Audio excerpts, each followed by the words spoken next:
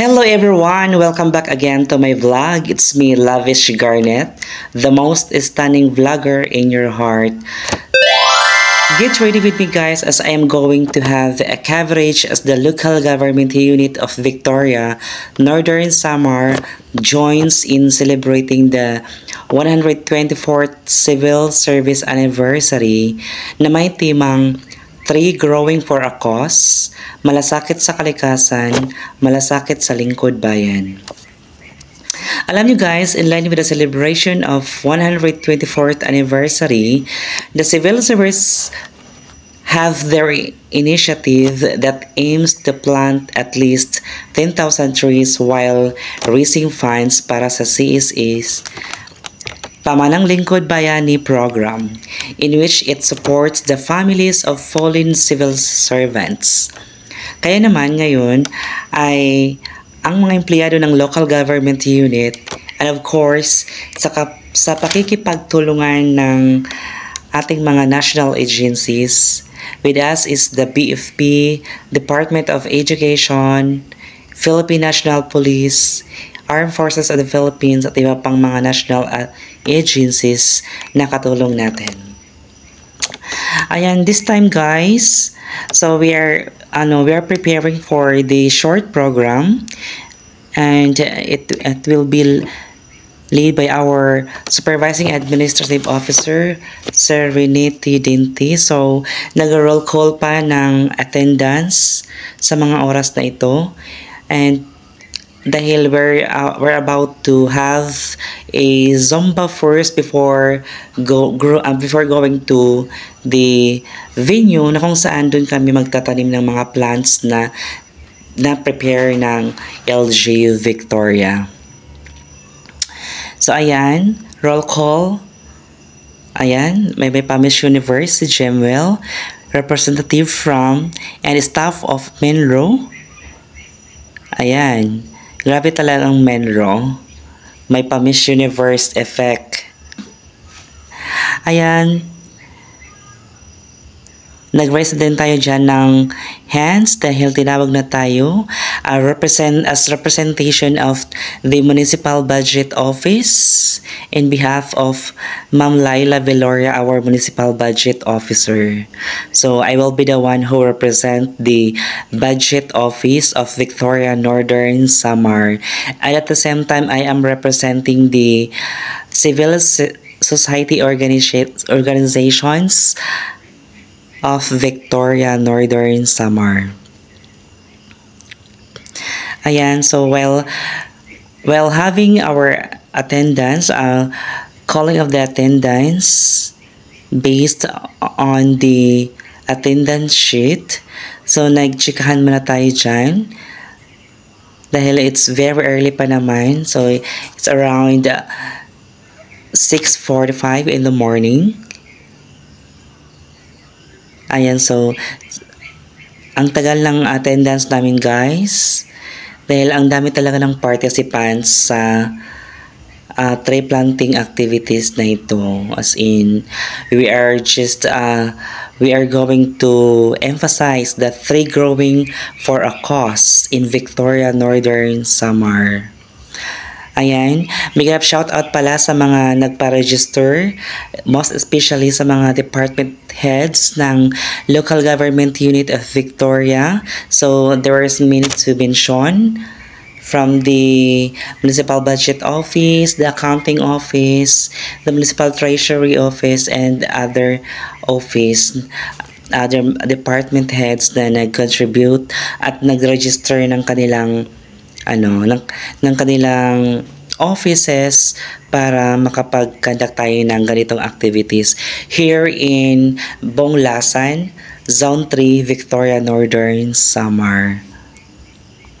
So, thank you so much po sa lahat na nag-share ng kanilang blessings at sa lahat ng mga nag-register in celebration of our 124th Civil Service Anniversary here in the Philippines.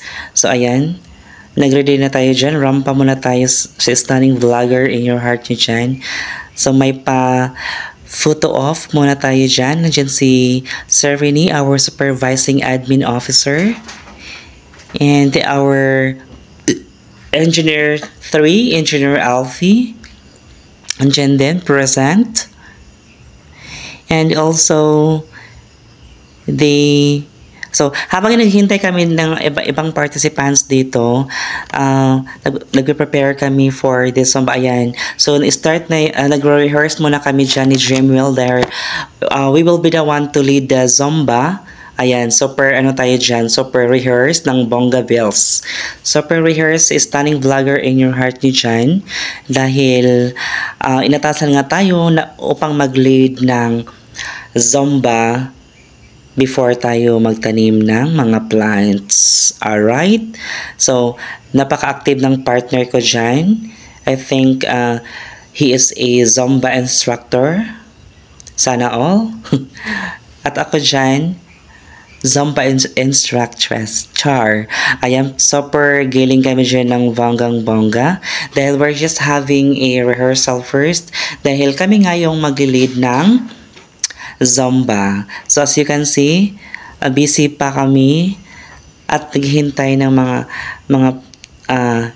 ng pagkakataon na walang dadaan sa kalsada dahil nasa kalsada tayo ngayon sa mga oras na ito, guys. Ayan. So, andito yung si Teacher Grace. Dumaan si Teacher Grace, may pamangkin, may beautiful pamangkin na teacher in Bonglasan. Alright.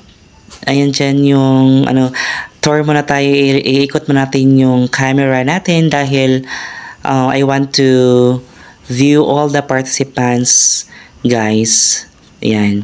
Nag-zoom in, zoom out tayo dyan, guys. Ayan si Ma'am Ellen, our Miyaso. And Sir Brian, our DepEd representative, principal. Ayan.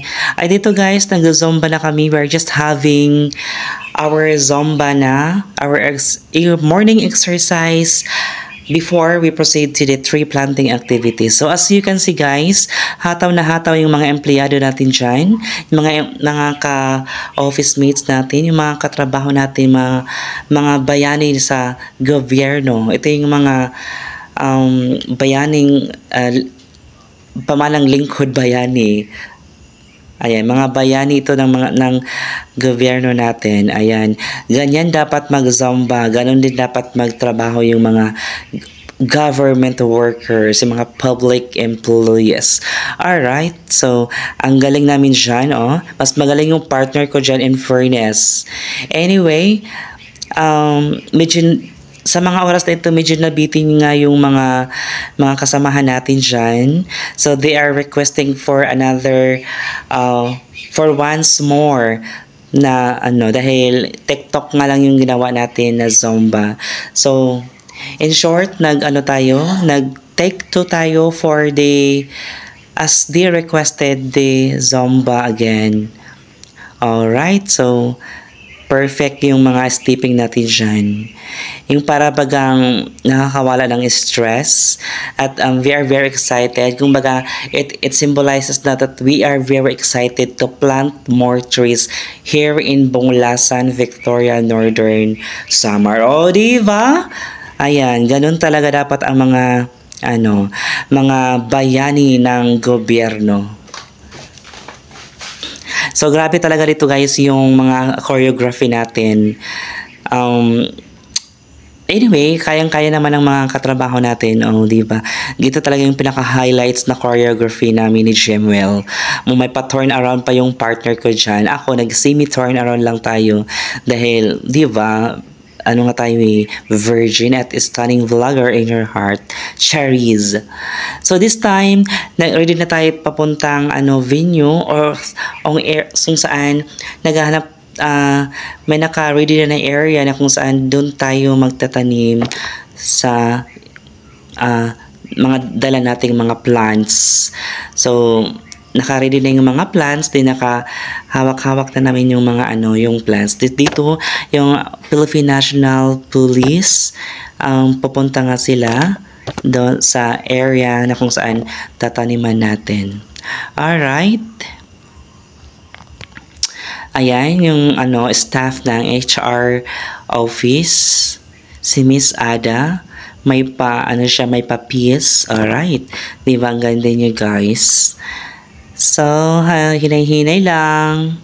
Hinay-hinay lang mga ka-office mates ko. Okay.